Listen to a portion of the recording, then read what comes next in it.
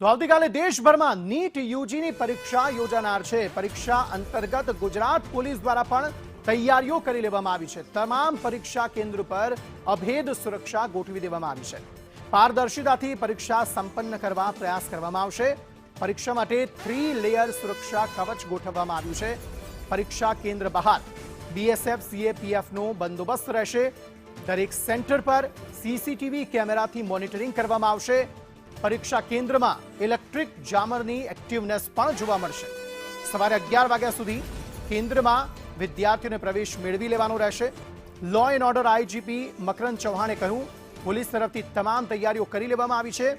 કેન્દ્ર અને રાજ્ય સરકારની એજન્સી સાથે સંકલનમાં છે અને ક્રાઉડ મેનેજમેન્ટ માટે જિલ્લા સિટી યુનિટને સૂચના આપવામાં આવી છે। નીટ યુજી પરીક્ષા સંદર્ભે નોડલ અધિકારી મકરંદ ચૌહાણે કહ્યું, પોલીસ તરફથી પૂરતી તૈયારી કરવામાં આવી છે। કેન્દ્ર તથા રાજ્ય સરકારની એજન્સી સાથે અમે સંકલનમાં છીએ। બસ, રેલવે કે ખાનગી વાહનો મારફતે સુચારુ રૂપે પરીક્ષા કેન્દ્ર પર પહોંચી શકે ત્યાં સુધીની કાળજી રાખવામાં આવી છે। નીટ 2026 આયોજન છે એનટીએ તરફથી અને એના માટે ગુજરાત પોલીસ તરફથી પૂરતી તૈયારી કરવામાં આવી છે।